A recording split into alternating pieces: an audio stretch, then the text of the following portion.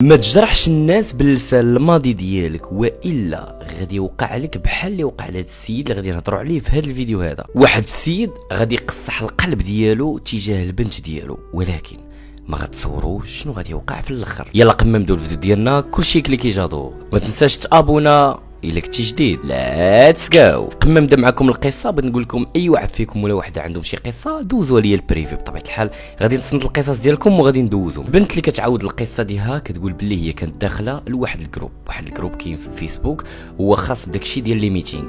بطبيعه الحال هاد البنت هادي كانت كتحس بالملل وكانت يعني وحدانيه الى اخره، كانت حابه انها دير واحد التعارف. في يوم من الايام واحد الشاب يعني ملي غتدخل هذا الجروب هذا ديال الميتينغ غادي يكتب شي حاجه هي في الاصل كتقول باللي نورمال، ولكن هي قراها بواحد الطريقه اخرى. يعني ملي غادي تقراها غدوز عنده غتقول لي خويا حشوم عليك علاش كتقول هاد الهضره هادي. قال لها اختي انا اش من هضره قالت لي وشوف شنو قلتي، ويسكريني ليها قال لها ها انت شوفي اختي شنو قلت، وهي تاكد قالت لي اسمح لي، قال لها ما كاينش مشكل.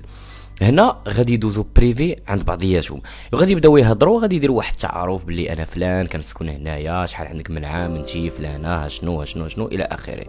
بعد ما غادي يديروا واحد التعارف بيناتهم غادي يطول شويه المده وغادي يبداو يعني العلاقه ديالهم غتبقى تبدل يعني من شويه لشويه. الحاجه الوحيده هاد الدري هذا غادي يقول لهاد البنت، غادي يعترف لها، غيقول لها باللي انا ما كنمشيش على رجلي. علاش؟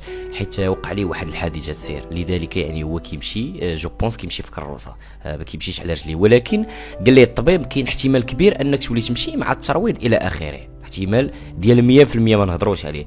هي هاد البنت هادي ما باغاش شي حاجه في الجسم ديالو، انما بغات الروح ديالو، حباته هو وحبات القلب ديالو، وتا هو كذلك. يعني كان بيناتهم واحد الحب اللي بزاف. تصنتوا لهاد القصه مشوقه الخوت.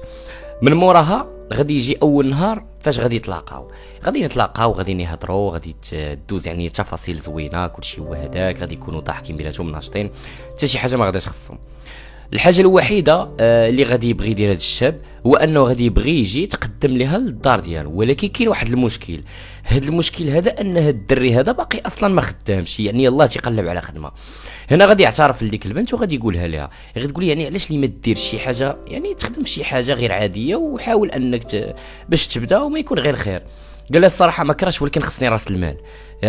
هنا فين كاين المشكل. ولكن قال لي هاد الدراري صحابي عندهم الحق انهم يسلفوني، الدراري صحابي انا عزيز عليهم يعني يسلفوني، ولكن انا ما بغيتش نقولها لهم. وبقات كتزعم وقالت لي حاول انك تقولها لهم، راه خاصك ضروري تسلف باش تبني مستقبلك ويكون يعني نكون انا وياك. وهذه هذاك الشيء اللي غادي يدير، غادي يقول لها واخا، غادي يمشي غادي يتسلف عند صحابو، غادي يتسلف واحد القدر ديال المال، غادي يدير به واحد المشروع.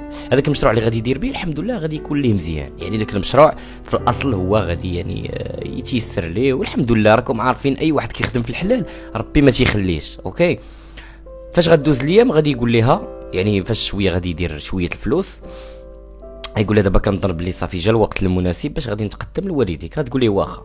اول حاجه غادا تهضر مع الام ديالها، غتقول لها راه انا معرف على واحد الشاب، غتعاود لها كلشي هاد الشاب، ها كيفاش تعرفت عليه وها فين تلاقينا وها شنو. الام ديالها غتاكسبتي. علاش؟ حيت الام ديالها غادي تشوف البنت ديالها فرحانه وغادي تعاود ليها على المرض اللي عنده ولا الاعاقه اللي عنده انه ما كيمشيش على رجليه. غتقول لها مادام انت مرتاحه مع الله يسخر الامور، ولكن شوفي مع الوالد ديالك، الوالد ديالك راه محال يعني محال يقبل. فعلا هاد البنت غادي تمشي عند الاب ديالها وغادي تدوي معاه، غتقول ليه نفس القصه، انا راه تعرفت على واحد الشاب وها شنو، وها فين كيسكن وها شنو كيدير وها فاش خدام، ولكن راه مريض. الاب ديالها ما غاديش يبغي، يقول لا ما يمكنش، يعني علاش غادي نقبلوه وهو يعني عنده ناقص في الرجل ديالو، العائله شنو غادي تقول وهذه. البنت عياش ما تاكسبتي معاه، يعني عياش ما تانسيستي عليه، كتقول ليه لا راه احتمال كبير انه يمشي على رجليه الوالد، راه ماشي زعما كيقول لها لا خاصنا حنا قدام العائله نبانو مزيانين، شنو غيقولوا العائله شنو هذه. هاد البنت هذه ما عرفات الصراحه كيفاش غتوصل لهاد الشاب، يعني شي حاجه اللي صعيبه بزاف وما قدراتش جو بونس ما قدرتش انا تقولها لي في الاول. يمكن حتى هو توسط لربما، حيت انا ما عقلتش بالضبط شنو قالت لي البنت. واقيلا ان داك الشاب غادي يهضر مع الاب ديالو وغادي يجرحو بالكلام ديالو، غيقول ليه فوت عليك بنتي. يعني الحاجه الوحيده اللي باقي عاقل عليها انه غادي يمشي عنده للدار، ديالو غادي يدير ليه الشوهه، يقول لي فوت عليك بنتي ما تبقاش تدور بها وحنا ماشي منك، الله يسهل عليك. وهذه هذاك الدري غادي يتجرح هذاك الدري غادي يشد القلب ديالو، غادي يهضر مع البنت وغادي يقول لها بالصراحه من نهار تعرفت عليك تبدلت بزاف ديال الحوايج في الحياه ديالي، كان شادني اكتئاب، كنت حاسس بالوحدانيه، كنت حاسس بلي الحياه مسدوده في وجهي، ولكن الاب ديالك غادي يسد ليا وغادي يعصم ليا كاع الافكار في الدماغ ديالي وغادي يرجع ليا المرض اللي كان فيا بالتريبل. فهنا البنت ما عرفاتش شنو غادا دير، حيت الاب ديالها حطها في واحد الموقف اللي صعيب، موقف ديال جوج الحوايج، انه جرح الدري اللي ديجا مريض، والموقف الثاني انه ما قبلش الشاب اللي اصلا هي مرتاحه معاه. دونك هنايا غادا ترجع عاوتاني عند الاب ديالو وغادا تحاول انها تهضر معاه، غتحاول انها تفهمو، كتقول ليه يا الوالد راه هذا الشاب هذا راه ماشي ما غاديش يمشي على رجليه بمره، ولكن احتمال كبير انه يرجع يمشي، راه هادشي اللي قال ليه الطبيب، وراكم عارفين الاطباء ملي كيقولوا شي حاجه. قال لها واخا ما كاينش مشكل، ملي يولي يمشي على رجليه وما يكونش مريض مرحبا به ديك الساعه. شنو بان لكم في هذه الهضره الخوت؟ واش الاب قصح القلب ديالو قص القلب ديالو بزاف ولا لا؟ بالنسبه لذاك الشاب انا كنطلب من الله، حيت البنت قالت لي ما كراش تقول للناس اللي الناس اللي متابعينك، حاول انك تقول لهم يدعوا معايا باش الله يعني يشافيه وتحنت الاب ديالها باش تزوج به، حيت كتقول باللي ما خطراش تشوف شي واحد اخر من غيره. حنا كنعرفوا باللي الحب ماشي حنا اللي كنديروا، انما كيجي بوحده. وانا كننصح اي اب وام ان الا كانوا شي زوج يعني متفاهمين الله يسهل عليهم، حيت في الاول وفي الاخر راه حياتهم هذيك وانتم ما غاديش تسكنوا معاهم اصلا، انتم بنيتوا حياتكم، دونك لذلك خليهم الله يسهل عليهم هما متفاهمين. الا ما كانوش متفاهمين عندكم الحق انكم تدخلوا، ولكن ملي كتشوف البنت ديالك متفاهمه مع واحد الشاب وهو متفاهم معها الله يكمل عليهم بخير، حيت راه عادي جدا ان الانسان راه ماشي مثلا واحد مريض ولا واحد مثلا ما عندوش ماشي من حقه حتى هو يعيش ولا يزوج، لا راه ما حدك ما خرجتي من الحياه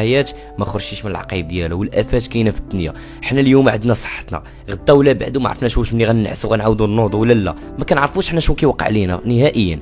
لذلك الله يشافيك اخويا دي من عندي، ونتمنى انكم تكونوا مكتابين لبعضياتكم وكل شيء يدعى معاهم. الكلمه الاولى والاخرى اللي غنقول لكم الخوت، اي واحد فيكم عنده شي قصه حاولوا انكم تدوزوا لي البريفيو، غادي نقول لكم شكرا لكم على المتابعه وتهلاو ليا في ريوسكم، باي باي.